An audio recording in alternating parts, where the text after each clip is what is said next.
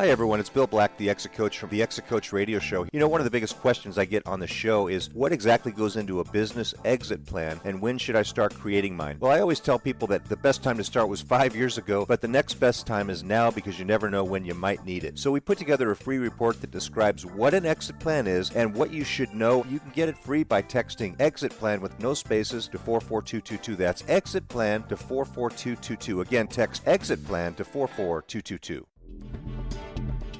Welcome to the Exit Coach Radio Show, the show for baby boomer business owners who are looking for cutting-edge information as they plan their 3 to 10-year business succession and exit. Every week, we interview top professional advisors for their best tips, strategies, and precautions so you can be well-planned. And don't miss our 1-minute Exit Coach tip of the day on exitcoachradio.com. And now, here's your host, the Exit Coach, Bill Black. Hey everyone, thanks so much for joining me today. It's a pleasure to have you with us. As usual, we have a great lineup of expert advisors to talk about some tips, ideas, and precautions so you can be well planned. My guest today is Vincent Mastrovito. Vince is with Prometis Partners in Grand Rapids, Michigan. He has been with the show, been on the show a couple times now, and has brought some great knowledge to our listeners, and I'm forever grateful for that. And we're going to expand on that a little bit more today and talk about business owner dependency. Vince, welcome. Thanks so much for joining me once again today.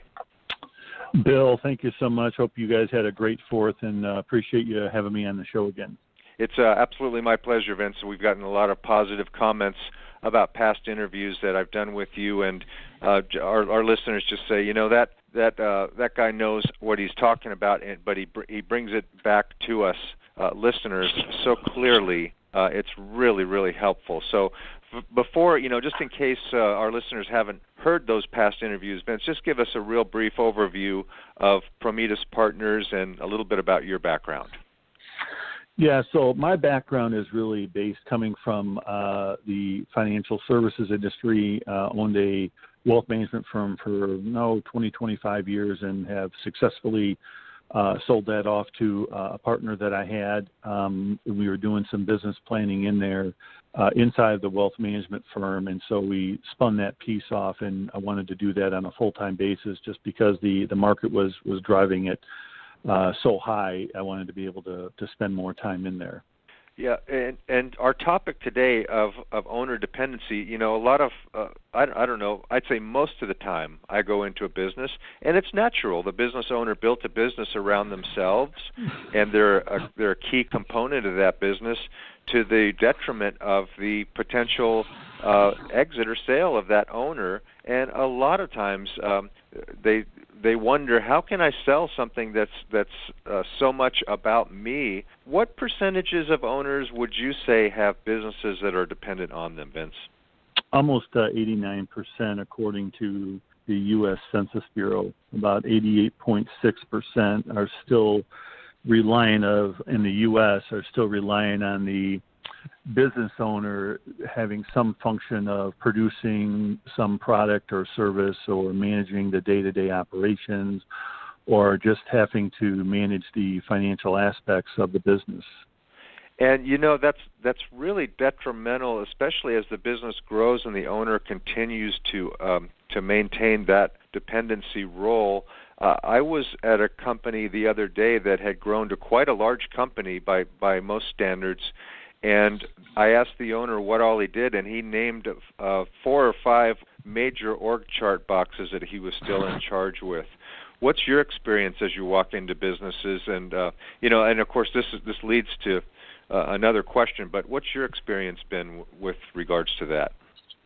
Mine will be about the same as what you experienced. Most business owners that I talk to, they're the ones that they're handling the day-to-day in most cases, even though they like to feel that they have staff or other people that can handle it. I was just doing an interview with a new client that came on board, and he was actually going to be working inside of his business on the 4th of July in the morning.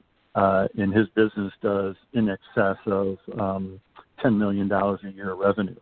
And so what we're finding is whether you're at a $1 million a year revenue or something above 10 million, if you don't have things in the right order, you're really almost just creating a job for yourself, so to speak, because the business is so reliant on you, the owner. Right. And I think, most owners want to maintain, they like that role, they like the relevance of that, but the problem is then someday something happens or they decide to back off, and it's very difficult to transition those tasks. And it must all go back to the traditional model of building a business. So why is that traditional model of building a business around yourself flawed?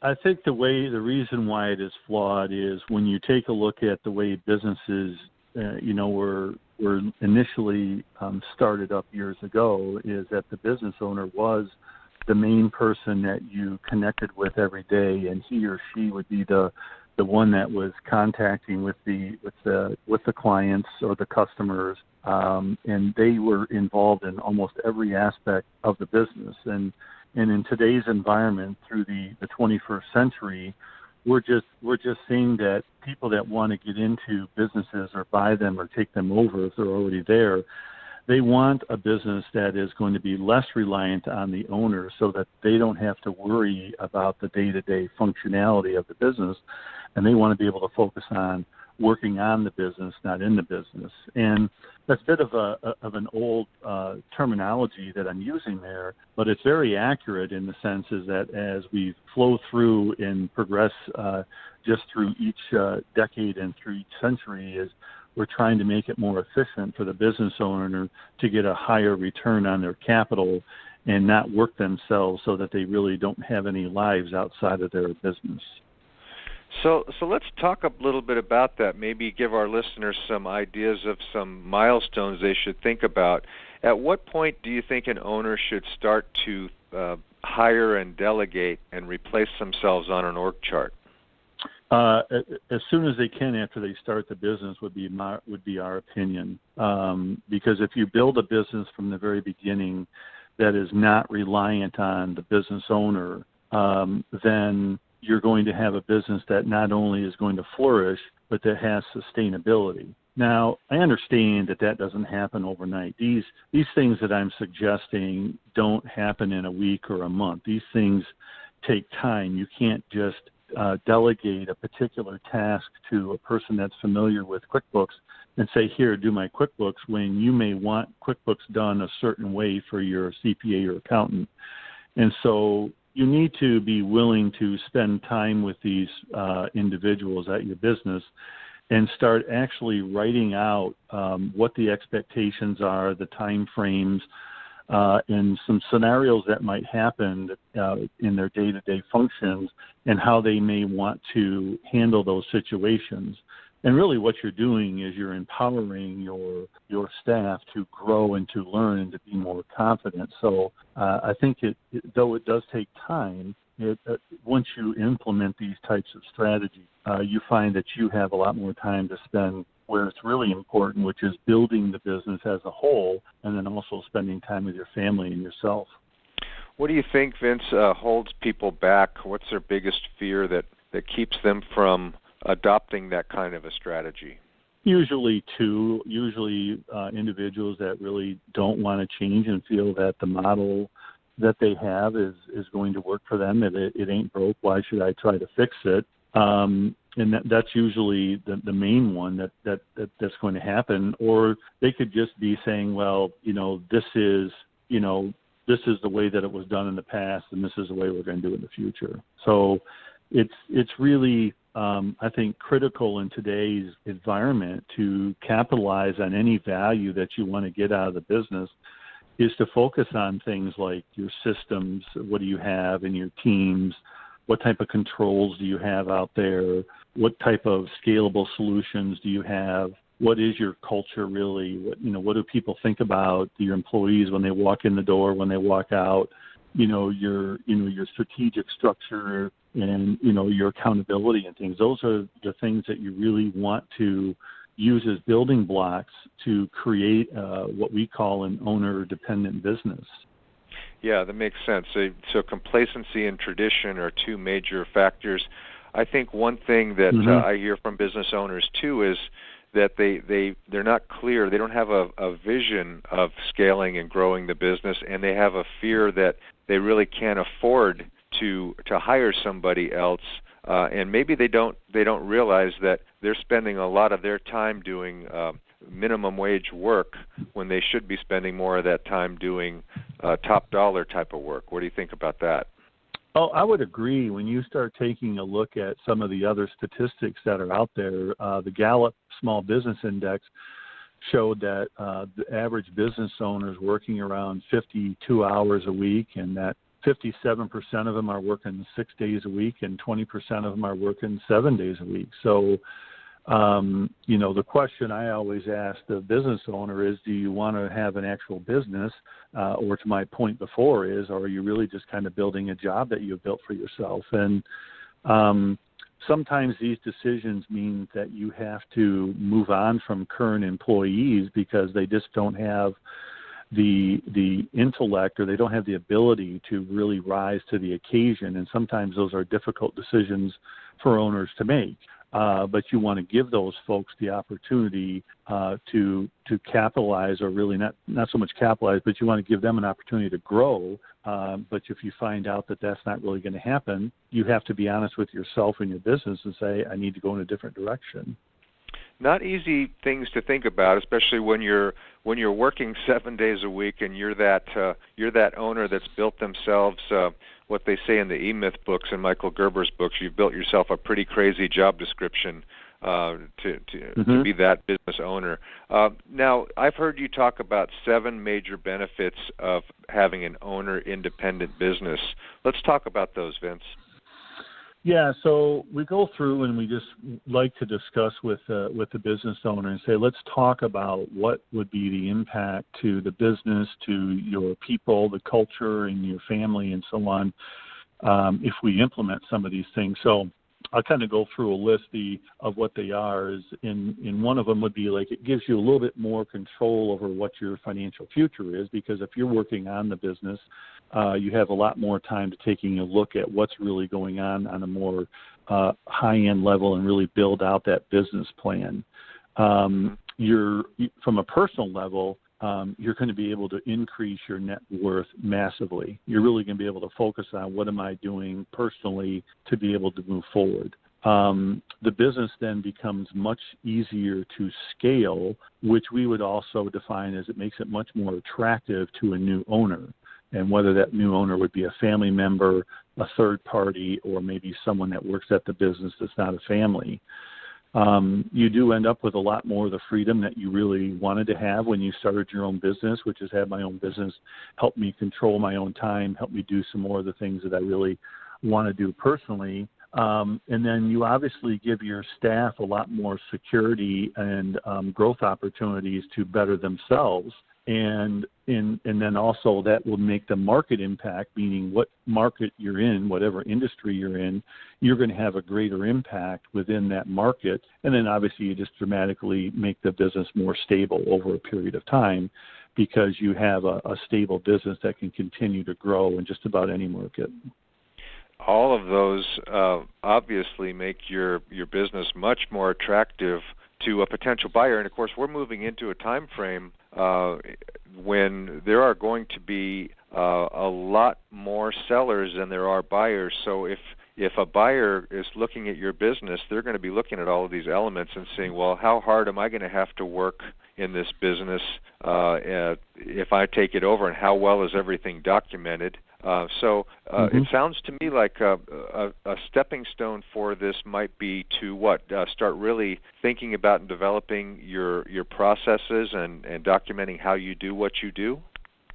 Yeah, right. And it really, like I mentioned earlier in our conversation, this takes time. I mean, we've had clients that, it's 24, 36 months and sometimes a little bit longer, just depending on their time. But you find that once you start chipping away at a couple of these items that you really want to get off your desk, as I always call it, you find out, wow, I've got those 1 or 2 things off my desk and I don't have to worry about them because someone else is dealing with it. And even though I know what's going on with it, I don't have to deal with the day-to-day, then you can start chipping away at each one of them that you have in your business until you free up as much time that you need to be able to do the things professionally and personally that you want to accomplish. So it sounds like a starting point would be to identify what the tasks are and then figure out which ones maybe you can delegate easily. I mean, I'm always amazed at what people will do in the name of, well, by the time I told somebody else how to do it, I'd have done it, which is no excuse. Yeah, right. Those are probably some of the easier ones. But there's always things that business owners say, well, nobody else can do this but me. But what's the problem with that thinking? You really have to be honest with yourself is, what is it that you're trying to accomplish? And, you just have to be able to delegate that away. Some business owners just feel like they want to do all of the work. And, they just have to be willing to want to give that up. And I always go back to a movie I saw when I was a young man, probably about 16 or 17 years old, and I went to The Godfather movie, and within that movie, Al Pacino, Michael Corleone, mentioned in there is that he was talking to his sister Connie, and he says, just when I thought that I was ready to get out of this business, it pulls me back in. You have to build this business in a way that it doesn't keep pulling you back in to do the day-to-day functions every single day. Yeah. So a kind of a once and for all kind of an approach. And again, like you said, some of those tasks we'll acknowledge those are complicated tasks, and they're going to take some time to build that process and then test it out. I don't know if you tell owners this. I would imagine you do, but I tell them if you're going to teach somebody else how to do it, have them build the process as they learn how to do it. Take some of the weight off of you. They might figure out a better way to do it than you might be doing it. But along the way, you need a detailed process, because if you just teach somebody else how to do it and then it's in their head, then you're still at risk if anything happens to that person. I think that's actually a perfect definition of it. Is when you get ready to write out these processes, is work with the team or the person that's with you and share these ideas of how you, the owner, might want it done and how they feel it can get done better. And when the two of you come to agreement, that's what you're putting down on there. Again, that goes back to the comment I made earlier, is that you're building confidence within your staff, that you trust them even more than what you already do, and then allows them to take a lot more pride that they're taking more ownership, and they're really thinking like an owner now.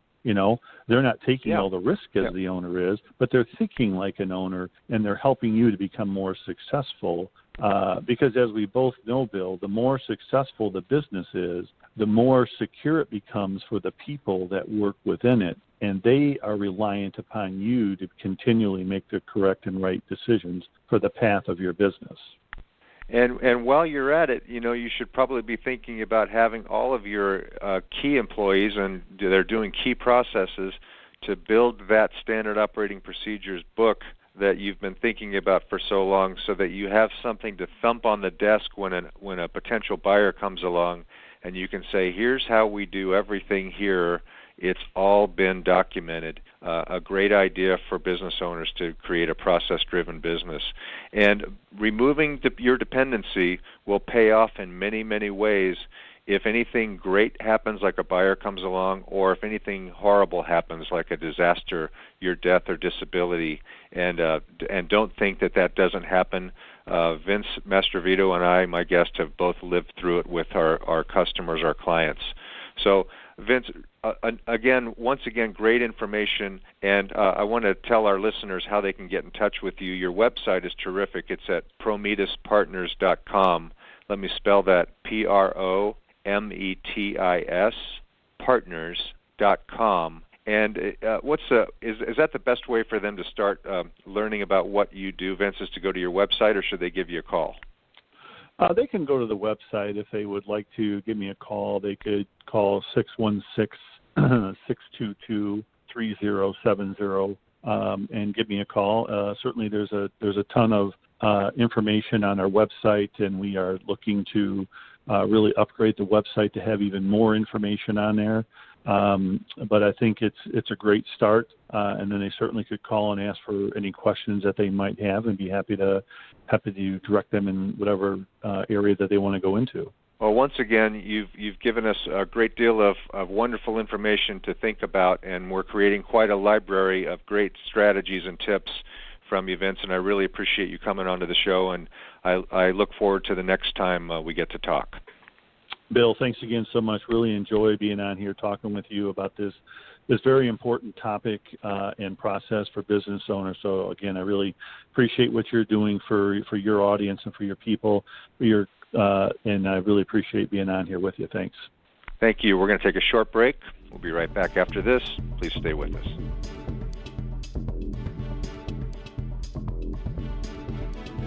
Thank you for listening to Exit Coach Radio.